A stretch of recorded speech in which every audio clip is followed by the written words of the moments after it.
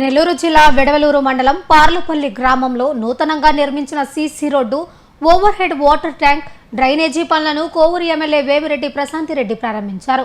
అనంతరం స్వచ్ఛ కార్యక్రమానికి సంబంధించిన రథాన్ని కూడా ప్రారంభించారు. ఈ సందర్భంగా మండల అభివృద్ధికి 6,75,00,000తో 81 పనులను చేపట్టామని ఎమ్మెల్యే తెలిపారు. అందరికీ నమస్కారం.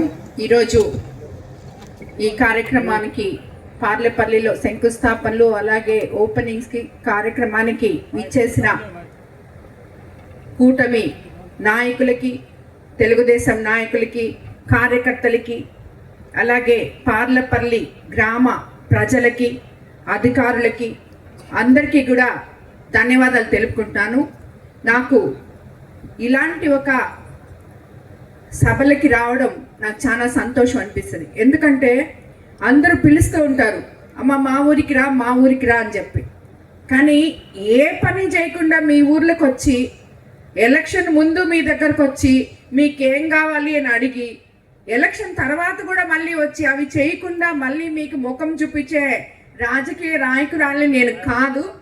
నేను ప్రజలకి సేవ చేయడానికి రాజకీయాల్లోకి వచ్చిన దాన్ని కాబట్టి ఆ గ్రామ ప్రజలకి ఏదో ఒకటి వాళ్ళు నన్ను ఎలక్షన్ ముందు అడిగిన పనులు కనీసం 1, 2 అన్న చేసి గాంధీ ఆ గ్రామానికి వస్తే బాగుంటుంది అనే ఉద్దేశంతో నేను ఎప్పుడు వస్తానని చెప్తుంటాను. ఈరోజు నాకు ఎలక్షన్ ముందు మీరు మిక్స్డ్ కాలనీకి నీళ్లు లేవు, మాకు వాటర్ ట్యాంక్ కావాలని అడిగినది నాకు ఈ రోజుకి గుర్తుంది. ఈరోజు ఈ వాటర్ ట్యాంక్ 10 సంవత్సరాల తర్వాత మనం ఈరోజు ఈ వాటర్ ట్యాంక్ 60,000 లీటర్ల కెపాసిటీ కలిగిన ఈ వాటర్ ట్యాంక్ని జల్ జీవన్ మిషన్ ద్వారా ఓపెన్ చేసుకోవడం నిజంగా మీ అందరికీ నీళ్ళు వస్తాయి అని అదొక తృప్తిగా ఉంది, సంతోషంగా ఉంది.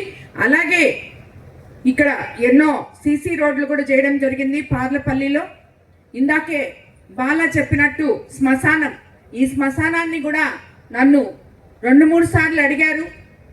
లాస్ట్కి అయిపోయింది అని చెప్పి ఇప్పుడే ఆయన చెప్పడం జరిగింది. సో ఇటువంటి పనులు చేసి మీ ముందుకు రావడం అనేది నిజంగా నాకు చాలా సంతోషించదగిన విషయం. మనం అధికారంలోకి వచ్చి 22 సంవత్సరాలు పూర్తవుతుంది. అధికారంలోకి రాకముందు మీకు అందరికీ తెలుసు గ్రామాల పరిస్థితి ఏంటో, ఈ కోవూరు కాన్స్టిట్యున్సీ నియోజకవర్గ పరిస్థితి ఏంటో మీకు అందరికీ తెలుసు. ఎక్కడ కూడా అభివృద్ధి అనేది నోచుకోలేదు, ఎక్కడ కూడా ఒక్క తట్ట మట్టేసిన పాపాన్ని పోలేదు. ఉన్న గ్రావెలు ఇసుక ఎత్తేయడం తప్పితే ఎక్కడ అభివృద్ధి పనులు గ్రామాల్లో ఎక్కడ చూసినా గుంతలమయమైన రోడ్లు, ఎక్కడ చూసినా ఇన్ఫ్రాస్ట్రక్చర్ లేని స్కూల్స్, అలాగే ఇలాగా మనుషులు ఎంతో మంది ఎన్ని దగ్గరలోకి వెళ్ళినప్పుడు, నాకు రాజకీయాలు కొత్త కాబట్టి నేను క్యాంపెయినింగ్కి వచ్చినప్పుడు ప్రతి ఒక్కరూ అమ్మ మాకు తాగడానికి నీళ్లు లేవు, చనిపోతే పూడ్చిపెట్టడానికి శ్మశానం లేదు అని చెప్పే ఈ రెండు పదాలనే నేను గుర్తుపెట్టుకున్నాను. ఈ రెండు ఎలాగైనా సరే ప్రతి గ్రామంలో ఉండాలి అనే ఉద్దేశంతో మన ముఖ్యమంత్రి చంద్రబాబు నాయుడు గారికి కూడా తెలియజేసుకోవడం అయింది. ఆయన ఏ రకంగా అయితే మీకు అందరికీ మాట ఇచ్చారో, నేను ముఖ్యమంత్రిని అయిన తర్వాత సంక్షేమము అభివృద్ధి సమంగా చేస్తానని చెప్పి ఎలాగైతే మీకు అందరికీ మాట ఇచ్చారో, ఈరోజు మనం అన్ని కూడా పొందగల చూస్తున్నారు. మీకు ఎంతమంది పిల్లలు ఉంటే అంతమందికి మీ అకౌంట్లలో పడింది, అన్నదాత సుఖీభవ అన్నీ వస్తున్నాయి. సో ఈ రోజుల్లో ప్రజలు చాలా చైతన్యవంతులు. మీకు ఇక్కడ ఏం జరుగుతుందో మీ అందరికీ తెలుసు. ఇంకా 2 ఉన్నాయి, అవి కూడా అతి త్వరలో మీ ముందుకు తీసుకొస్తాం. అది ఒక్క హౌసింగ్. ఎంతో మంది ప్రతి దగ్గరికి వెళ్ళినప్పుడు ఇల్లులు అడుగుతున్నారు. వాళ్ళు చేసిపోయిన అస్తవ్యస్తమైన వ్యవస్థని మీరంతా చూస్తున్నారు. జగనన్న కాలనీలను పెట్టారు, దాంట్లో ఆ ఇల్లు అవసరం లేని వాళ్ళకి ఇల్లు రాసేశారు. పొలం కొనడానికి ఒక డబ్బు, దాన్ని లెవెల్ చేయడానికి ఒక డబ్బు, బేస్మెంట్ వేసి కాంట్రాక్టర్లు వెళ్ళిపోయారు. అసలు ఇల్లు అవసరం లేని వాళ్ళకి ఇల్లు ఇచ్చారు. అవన్నీ ఖాళీగా నిరుపయోగంగా పడిపోయినాయి ఈరోజు ఇన్ఫ్రాస్ట్రక్చర్ లేక. ఈ సిస్టమ్ని మనం చక్కదిద్దుకొని నిజంగా ఎంతో అవస్థ పడుతున్న పేద ప్రజలకి ఇల్లు ఇవ్వాలంటే ఈరోజు మేము 2 సంవత్సరాల నుంచి కష్టపడుతుంటే కూడా దాంట్లో నుంచి బయటికి లాగుతుంది. ఎందుకో తెలుసా, అది ఎక్కడ తప్పు కాదు. ఇప్పుడు ఆమె ఉన్నది అనుకోండి, ఒక ఆమె ఉంది, ఆమె పేరు లలిత అనుకోండి.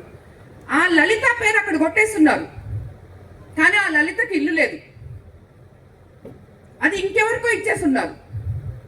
సో ఆమె పేరు కొట్టి మనం ఆమెకి ఇవ్వాలంటే ఆన్లైన్లో ఆమె పేరు ఎక్కట్లేదు.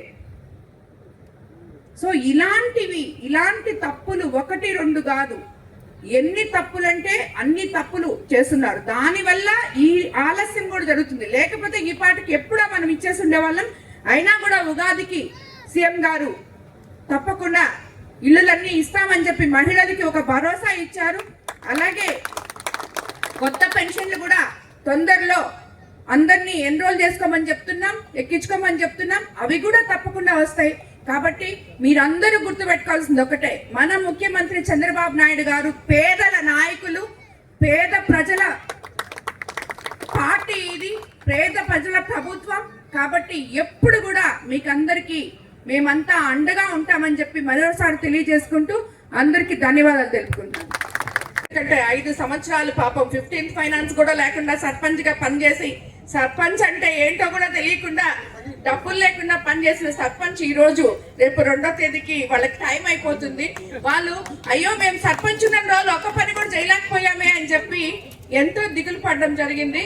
సో కాబట్టి ఈరోజు ఆమెకి నిజంగా సత్కారం చేయాలి.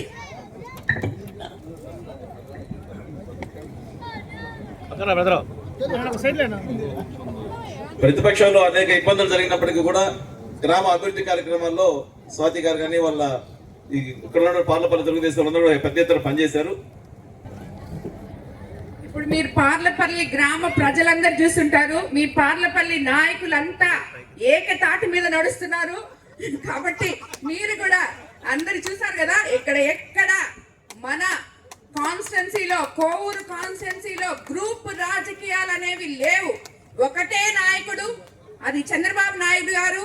అలాగే ఒకటే కుటుంబం, మనమంతా తెలుగుదేశం కుటుంబం. అది ఎప్పటికీ మీరందరూ గుర్తుపెట్టుకోవాలి. ప్రతి కార్యకర్తకి నేను అండగా ఉంటానని చెప్పి ఎక్కడ ఎవ్వరు కూడా ఏ సమస్య ఉన్నా నా దగ్గరికి నేరుగా రావాలని చెప్పి కూడా మీకు అందరికీ నేను తెలియజేసుకుంటున్నాను. గ్రామాల్లో ప్రతి ఒక్కరూ ఐకమత్యంగా కలిసి మెలిసి పనిచేసుకుంటే మీ గ్రామాన్ని పురోగతిలో నడిపించగలరు నాయకులు అందరూ కలిసి అని చెప్పి మీకు మరోసారి తెలియజేసుకుంటూ అందరికీ ధన్యవాదాలు తెలుపుకుంటున్నాను.